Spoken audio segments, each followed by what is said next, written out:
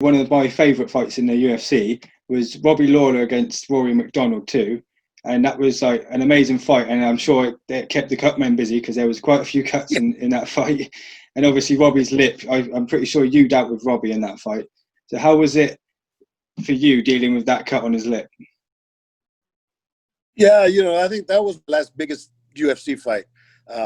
We did one the next day. It was like a reality show. But that was my last biggest fight. And I worked with Robbie. But I remember Robbie. I've worked with both of them all the time. But yeah, I got to work with Robbie. What a fight, man. Mm-hmm. But Robbie's lip is just split like somebody got a knife, just split that lip wide open. And yeah. I remember he kind of goes like this and blood spurted out. With today's pandemic, people would be freaking out.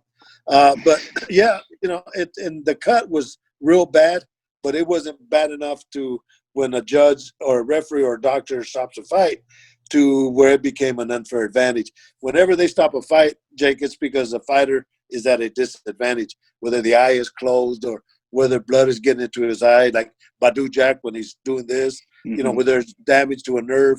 That's when they stop a fight. But a lip looked horrible, but it wasn't going to affect this performance, right? But what a fight, man. These guys went at it, and to me, it was just an honor to have been in that type of fight with those two type of fighters.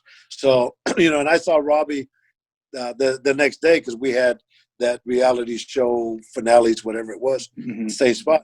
And they sewn him up, and they did a great job. But let me add with Robbie, I knew Robbie from way in the back. I've worked his fights all the time.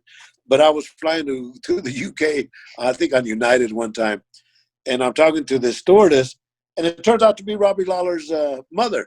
She goes, "Oh, my son fights, oh, yeah, sure, I've heard that story. Oh, yeah, Robbie Lawler." I said, "No shit.